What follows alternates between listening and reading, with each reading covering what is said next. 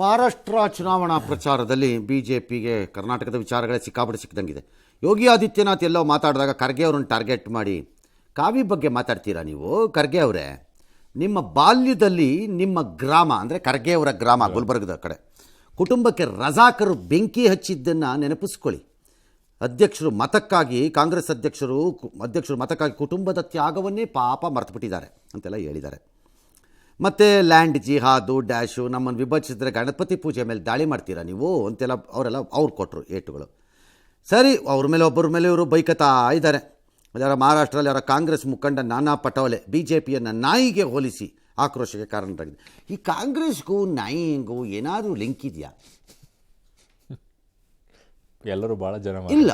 ಭಾಳ ಹಿಂದೆ ರಾಜೀವ್ ಗಾಂಧಿ ಅವತ್ತು ಖ್ಯಾತ ವಕೀಲರಾಗಿದ್ದಂತಹ ರಾಮ್ಜಿತ್ ಮಲಾನಿನ ಡಾಗ್ ಅಂತ ಕರೆದಿದ್ರು. ಅವರು ಹೌದು, ದಿಸ್ ಡಾಗ್ ಬಾರ್ಕ್ಸ್, ಈ ನಾಯಿ ಬೊಗಳುತ್ತದೆ ಅಂತ ಅವರು ಅದಕ್ಕೆ ಉತ್ತರ ಕೊಟ್ಟಿದ್ರು. ಹಾಗೆ ಈಗ ಇಲ್ಲಿ ಯಾರೋ ನೋಡಿದ್ರು ಇವರು ಕಾಂಗ್ರೆಸ್ ಅಧ್ಯಕ್ಷ ಅಂತೆ ಲೋಕಲಿ ಮಹಾರಾಷ್ಟ್ರಲ್ಲಿ ಅವರು ಬಿ ಜೆ ಪಿ ನಾಯಿ ಅಂತಂದಿದ್ದಾರೆ. ಹಂಗಾರೆ ಈಗ ನಾಯಿ ಬೊಗಳಬೇಕು ಮತ್ತು ನಂತರ ಕಚ್ಚಬೇಕು. ಮತ್ತು ಬೆಂಗಳೂರಿನಲ್ಲಿರುವ ಬೀದಿ ನಾಯಿಗಳ ರೀತಿ, ಯಾಕಂದರೆ ನಮ್ಮ ಬೆಂಗಳೂರು ಬೀದಿ ನಾಯಿಗೆ ಕಂಟ್ರೋಲೇ ಇರಲ್ಲ, ಏನೇನೋ ಮಾಡಕ್ಬಿಡ್ತೀವಿ ಅವು. ಏನಪ್ಪ ನಾಯಿನ ಯಾಕ್ರಪ್ಪ ಹಂಗೆ ಮಾಡ್ತೀರಿ? ಸ್ಟಿಲ್ ನಾಳೆ ಎಲೆಕ್ಷನ್ ನಡೆಯುತ್ತೆ, ಅದು ಏನು ನಡೆಯುತ್ತೋ ನಡೀಲಿ, ನೋಡೋಣ ಕತೆ. ಯೋಗಿ ಹೇಳಿದ್ದು ಹಿಸ್ಟ್ರಿ. ಹೈದರಾಬಾದ್ ಕರ್ನಾಟಕ ಭಾಗದಲ್ಲಿ ರಜಾಕರ್ ಮಾಡಿದ್ದಂಥ ಅನಾಹುತ, ಅಕ್ರಮ, ಅತ್ಯಾಚಾರ, ಡಿಸ್ಟ್ರಕ್ಷನ್ನು, ಡೆಮಾಲಿಷನ್ನು ಎಲ್ಲವನ್ನು ಯಾರಾದರೂ ಚರಿತ್ರೆ ಪುಟದಿಂದ ಅಳಿಸೋಕ್ಕಾಗತ್ತಾ? ಸಾಧ್ಯನೇ ಇಲ್ಲ. ಯಾರ ಕೈಲಾದರೂ ಸಾಧ್ಯ ಇದೆಯಾ? ಖರ್ಗೆ ಅವ್ರು ಸಮೇತ ಹೇಳಿ ನೋಡೋಣ. ಹೈದರಾಬಾದ್ ಕರ್ನಾಟಕದ ಭಾಗದ ಜನ ಬದುಕಿರೋರಿಗೆ ಅದನ್ನು ಅಂದರೆ ಹಿಸ್ಟ್ರಿ ಬಗ್ಗೆ ಗೊತ್ತಿದ್ದವ್ರುಗಳಿಗೆ ಗೊತ್ತು ಏನಾಗಿದೆ ಅದು ಗೊತ್ತವ್ರಿಗೆ. ಬೇಕಿದ್ದವ್ರಿಗೆ ಯಾಕೆ ಗೊತ್ತಿರುತ್ತೆ?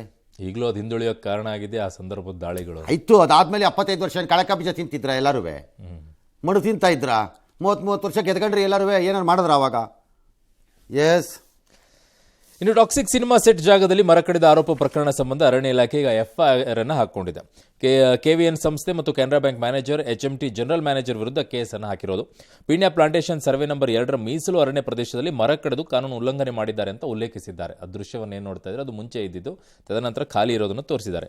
ಇದನ್ನು ಅರಣ್ಯ ಮಂತ್ರಿಗಳು ಸಮರ್ಥಿಸಿದ್ದಾರೆ. ಮರ ಕಡಿದಿದ್ದು ಯಾರು ಅನ್ನೋ ಬಗ್ಗೆ ತನಿಖೆ ಈಗ ಮರ ಕಡಿದಿದ್ದು ಯಾರು ಅಂತ ಗೊತ್ತಾಗಬೇಕು. ತಪ್ಪಾಗಿ ಕಡಿದಿದ್ರೆ ಅವ್ರಿಗೆ ಶಿಕ್ಷೆ ಆಗಲಿ ಅಥವಾ ಅದಕ್ಕೆ ಏನು ಕ್ರಮ ಆಗಬೇಕೋ, ಫೈನ್ ಹಾಕಬೇಕು, ಅದು ಹಾಕಬೇಕು, ಇದ್ರ ಮರ ಬೆಳೆಸಬೇಕು, ಡ್ಯಾಶ್ ಅನುಮಾನನೇ ಬೇಡ. ಎಸ್, ತಪ್ಪು ಅಲ್ಲ, ಅರಣ್ಯ ಮಂತ್ರಿ ಮಾಡಿರೋದು ಸರಿ. ಅದು ಒರಿಜಿನಲ್ ಲ್ಯಾಂಡ್ ಓನರ್ ಯಾರ್ದೋ ಏನೋ ಇತ್ಯರ್ಥ ಆದಮೇಲೆ.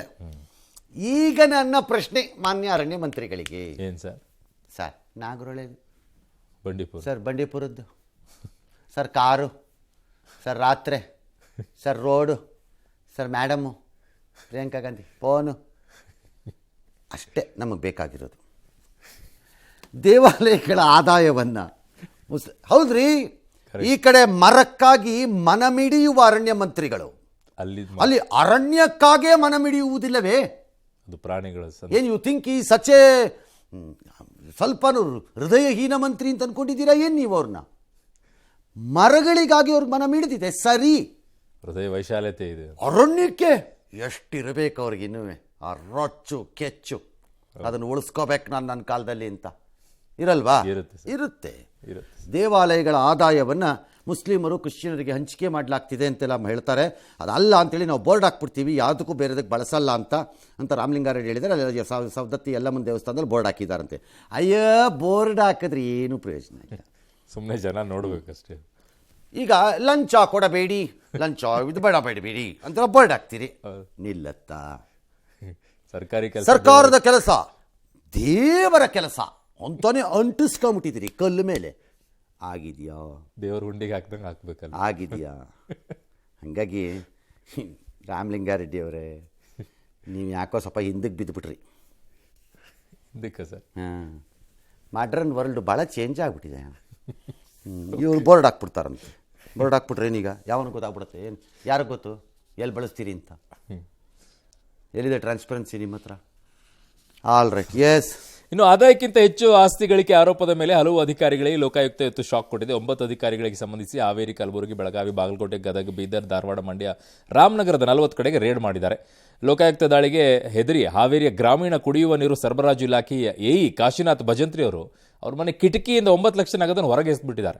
ಸೊ ಧಾರವಾಡದಲ್ಲಿ KIDB ಇಂಜಿನಿಯರ್ ಗೋವಿಂದಪ್ಪ ಭಜಂತ್ರಿ, ಬೆಳಗಾವಿಯಲ್ಲಿ ಕಮರ್ಷಿಯಲ್ ಟ್ಯಾಕ್ಸ್ ಇಲಾಖೆ AC ವೆಂಕಟೇಶ್ ಮುಜುಮ್ದಾರ್, ಬೀದರ್ ಜಿಲ್ಲಾ ತರಬೇತಿ ಕೇಂದ್ರದ ಅಧಿಕಾರಿ ರವೀಂದ್ರ ರೊಟ್ಟೆ, ಶ್ರೀರಂಗಪಟ್ಟಣದಲ್ಲಿ ಮೈಸೂರು ಪಾಲಿಕೆ ವಲಯ ಆಯುಕ್ತ ನಾಗೇಶ್, ದಾವಣಗೆರೆಯ ವಾಣಿಜ್ಯ ಇಲಾಖೆ ಸಹಾಯಕ ನಿರ್ದೇಶಕ ಕಮಲ್ ರಾಜ್, ಚಿಕ್ಕೋಡಿಯಲ್ಲಿ ಬೋರ್ಗಾಂವ್ ಗ್ರಾಮ ಲೆಕ್ಕಾಧಿಕಾರಿ ವಿಠಲ್ ಸೇರಿ ಹಲವರ ಮೇಲೆ ದಾಳಿ ನಡೆದಿದೆ. ಸರಿ, ಇದರೊಂದಿಗೆ ನಮ್ದೊಂದು ವಿರಾಮ ಇದೆ. ಹ್ಞೂ ಸರ್. ಏನಾಯ್ತು? ಇಲ್ಲ ಸರ್, ದಾಳಿ ನಡೆಯುತ್ತೆ, ದಾಳಿ ನಡೆಯತ್ರಿ, ಒಳ್ಳೆ ಕಥೆ ಆಯ್ತಲ್ಲ. ಬಟ್ ಅದ್ರದ್ದು ಏನು ಮುಂದೆ ಗೊತ್ತೇ ಆಗೋದು. ಯಾರು ಗೊತ್ತು, ನಾನು ಅವತ್ತೂ ಕೇಳಿದೆ ಲೋಕಾಯುಕ್ತರದ್ದು, ಯಾರು ಒಬ್ರು ಒಂದು ವಿವರ ಕೊಡ್ರಪ್ಪ ಅಂತ. ಅವ್ರು ಲೋಕಾಯುಕ್ತರು ಕೊಡ್ಲಿಲ್ಲ, ಯಾರು ಕೊಡ್ಲಿಲ್ಲ. ಸುಮ್ಮನೆ ಹಂಗೆ ಅವರು ಬಿಟ್ಕೊಂಡು ಹೋಯ್ತಾ ಇದ್ರು, ಅವ್ರ ಪಡೆಗೆ ಅವ್ರು ಖಾಲಿ ಮಾಡ್ಕೊಂಡು. If Lokayukta is answerable to the people of the state, ಈ ರಾಜ್ಯಕ್ಕೆ ನೀವು ಉತ್ತರದಾಯಿತ್ವ ಇದ್ರೆ ಆ ಡಾಟಾ ರಿಲೀಸ್ ಮಾಡಿ ಫಸ್ಟ್. ಎಷ್ಟು ದಾಳಿ ಆಗಿದೆ, ಕಲೆಕ್ಟ್ ಆಗಿದೆ, ಮತ್ತೆ ಶಿಕ್ಷೆ ಆಗಿದೆ. ಚಿಕ್ಕಮಗಳೂರಿನ ಕಳಸಾ ಶೃಂಗೇರಿ ಭಾಗದಲ್ಲೇನೋ ನಕ್ಸಲ್ ಚಟುವಟಿಕೆ ಕಾಣಿಸಿದೆಯಂತೆ. ಯಾರೋ ಲತಾ, ಜಯಣ್ಣ ಈ ಥರದವ್ರ ತಂಡ ಇರೋದ ಮನೆಗೆ ಹೋಗಿ ಅವ್ರ ಮನೇಲಿ ಊಟ ಮಾಡಿದಾರಂತೆ. ಪೊಲೀಸ್ನವ್ರು ಬರ್ತಾರೆ ಅಂದಾಗ ಅದೇ ನಮ್ಮ 3 ಗನ್ನು ಗುಂಡು ಎಲ್ಲ ಬಿಟ್ಟು ಓಡೋಗ್ಬಿಟ್ಟಿದಾರಂತೆ. ಈಗ ಪೊಲೀಸ್ನವರೆಲ್ಲ ಹುಡುಕಾಡ್ತಿದಾರಂತೆ. ಆಯಿತು, ಮತ್ತೆ ಇಬ್ಬರದ್ದು ಶುರು ಅಷ್ಟೇ. ಇನ್ನು ಮೆಡಿಕಲ್ ಬೇಲ್ ಮೇಲೆ ಹೊರಗಿರುವಂತಹ ದರ್ಶನ್ ವಿಚಾರದಲ್ಲಿ ಸುಪ್ರೀಂ ಕೋರ್ಟ್ ಮೆಟ್ಟಿಲಿರುವ ಪೊಲೀಸರು ಸಿದ್ಧತೆ ನಡೆಸಿದ್ದಾರೆ. ಮಧ್ಯಂತರ ಜಾಮೀನು ಕೋರಿ ಕೋರ್ಟ್ ಮೊರೆ ಹೋಗುವ ಬಗ್ಗೆ ಕಾನೂನು ಇಲಾಖೆ ಸಲಹೆಯನ್ನು ಪೊಲೀಸರು ಕೇಳಿದ್ದಾರೆ. ನೋಡಿ ಅವ್ರು ಏನು ಅಭಿಪ್ರಾಯವನ್ನ ಕೊಡ್ತಾರೆ ಅಂತ. ಅವ್ರು ಕೊಡಬೇಕು. ಅದೇನೋ CM ಭೇಟಿ ಮಾಡಿದ್ರಂತೆ, CP ಕಮಿಷನರು ಎಲ್ಲರೂ ಮೀಟ್ ಆಗಿದೆ. ಏನಾದ್ರು ಒಂದು ತೀರ್ಮಾನ ತಗೋಬೇಕು ಸರ್ಕಾರ. ತಗೊಳ್ಳೋದು ಸುಮ್ಮನೆ ಕೂತ್ಕೋಬಾರ್ದು, ಮಲಕ್ಕೋಬಾರ್ದು. ಬೇಡ ಅಂತ ತಗೋಬೇಕು, ಇದ್ರ ಬೇಕು ಅಂತ ತಗೋಬೇಕು. ಆಸಕ್ತಿ ವಹಿಸ್ತಾ ಇಲ್ಲ. ಆಸಕ್ತಿ ವಹಿಸದೇ ಇದ್ರೆ ಆಗ ಬೇರೆ ಅರ್ಥ ಕೊಡ್ತಾರೆ ಜನ. ಅದಕ್ಕೆ ಏನಾದ್ರು ತೀರ್ಮಾನ ತಗೋಬೇಕು. 18 ವರ್ಷದ ಹಿಂದೆ ಕೊಲೆಯಾಗಿದ್ದ ಬಾಲಕಿ ಸಫಿಯಾ ಅಥವಾ ಸೋಫಿಯಾ ಏನೋರ ಹೆಸರು, ಅಂತ್ಯಕ್ರಿಯೆ ಕೊಡಗಿನ ಅಯ್ಯಂಗೇರಿಯಲ್ಲಿ ನಡೀತಿದೆ. ಯಾಕೆ ನಡೀತು? ಈಗ 2006ರಲ್ಲಿ ಕಾಸರಗೋಡಿನ ಹಂಸಾ ಎಂಬಾತ ಈ ಬಾಲಕಿನ ಮನೆ ಕೆಲಸಕ್ಕಂತ ಗೋವಾ ಕರೆದೊಯ್ದಿದ್ದ. ಮೈ ಮೇಲೆ ಬಿಸಿ ಗಂಜಿ ಬಿದ್ದು ಅವಳು ಗಾಯಗೊಂಡಿದ್ಲಂತೆ. ಅದನ್ನು ಮುಚ್ಚಿ ಹಾಕಕ್ಕೆ ಅವನು ಅವಳನ್ನು ಕೊಂದು 3 ಪೀಸ್ ಮಾಡಿ, ಅವನದೆಂಥ ಮನೋಸ್ಥಿತಿ ಇರಬೇಕು ಲೆಕ್ಕ ಹಾಕ್ಕೊಳ್ಳಿ. ಮೈ ಮೇಲೆ ಅವಳಿಗೆ ಗಂಜಿ ಬಿತ್ತು ಅಂದಿದ್ದು ಟ್ರೀಟ್ಮೆಂಟ್ ಕೊಡಿಸ್ತೀನಿ, ಅವಳಿಗೆ ತಪ್ಪಾಯಿತು ಅಂತ ಅವ್ರ ತಂದೆ ತಾಯಿ ಕೇಳಿ ನಾನು ಸಾಕ್ತೀನಿ ಮಾಡ್ತೀನಿ ಅಂತಿಲ್ಲ, ಕತ್ತರಿಸಾಕ್ಬಿಡೋದು.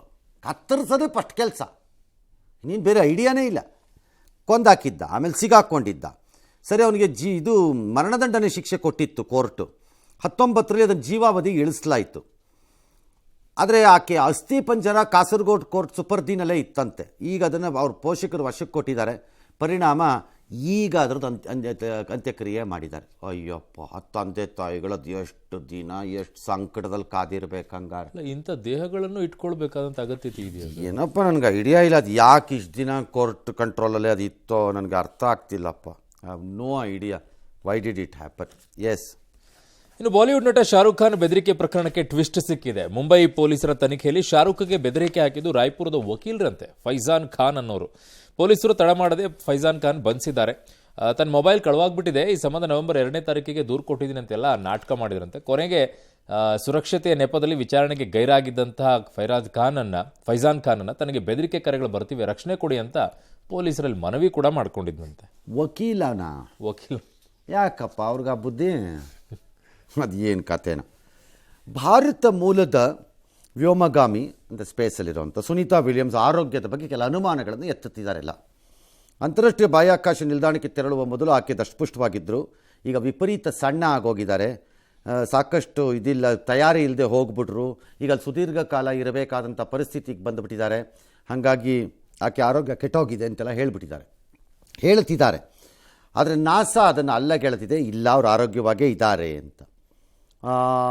ನೆಕ್ಸ್ಟ್ ಜನವರಿಲೋ ಫೆಬ್ರವರಿಲೋ ಎಲ್ಲ ಸ್ಟಾರ್ಲೈನರ್ ಏನಾದ್ರು ಕಳಿಸಿದ್ರೆ ಆಗ ಹೋಗಿದ್ದು ಡಾಕ್ ಆದರೆ ಯಾವುದಾದ್ರು ಒಂದು ಸ್ಪೇಸ್ಶಿಪ್ ಅವಾಗ ಬಂದು ಕರ್ಕೊಂಡು ಬರ್ತಾರೋ ಏನೋ ಗೊತ್ತಿಲ್ಲ. ಬಟ್ ಈ ಸಮಸ್ಯೆ ಏನಿದೆ, ಆರೋಗ್ಯದ ಮೇಲಿನ ಸಮಸ್ಯೆ, ಅದು ನಾಸಾಗೆ ಅಥವಾ ಸುನೀತಾ ವಿಲಿಯಮ್ಸ್ಗೆ ಗೊತ್ತಿಲ್ಲದೆ ಇರೋಂತಹ ಸಮಸ್ಯೆ ಏನಲ್ಲ ಅದು. ಬಿಕಾಸ್ ಸ್ಪೇಸಲ್ಲಿ food is restricted or limited or very disciplinedly designed. ಅದು ನಂಬರ್ 2, ಯಾವುದೇ ಮನುಷ್ಯನಿಗೆ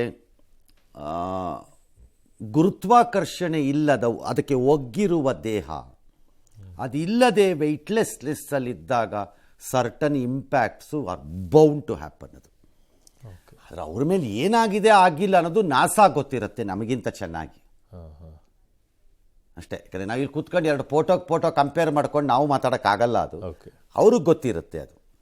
ಅದಕ್ಕೆ ಆಕೆಗೆ ನಿಜವಾಗ್ಲೂ ಏನಾಗಿರ್ಬೋದು ಅಥವಾ ಏನಾಗಿಲ್ಲ ಅನ್ನೋದು ಅವ್ರಿಗೆ ಗೊತ್ತಿರಬೇಕದು. ಬಟ್ ಒಂದಂತೂ ನಿಜ, ಎವ್ರಿಬಡಿ ಈಸ್ ಕನ್ಸರ್ನ್ಡ್. ಆಕೆನ ಅರ್ಲಿ ಕರ್ಕೊಂಬರ್ಬೇಕಾಗಿತ್ತು, ಹೋಗಿದ್ದಿದ್ದು ಭಾಳ ಶಾರ್ಟ್ ಪೀರಿಯಡ್ಗೆ ಅಂತ, ಈಗ ಸಿಗಾಕೊಂಡ್ಬಿಟ್ಟಿದ್ದಾರೆ ಅಂತ. ಲೆಟ್ಸ್ ಸಿ ಈಗೇನು ಮಾಡ್ತಾರೋ ಏನೋ ಅಮೇರಿಕಾ ಅಲ್ವಾ. Yes sir.